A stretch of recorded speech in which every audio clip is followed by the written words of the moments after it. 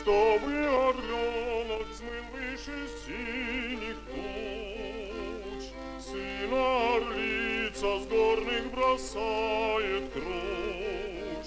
Сына орлица учит любить простор.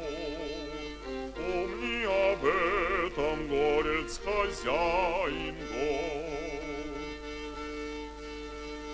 Чтобы твой сын седых не боялся крови. Пора, начинайте. Слушаюсь, полковник.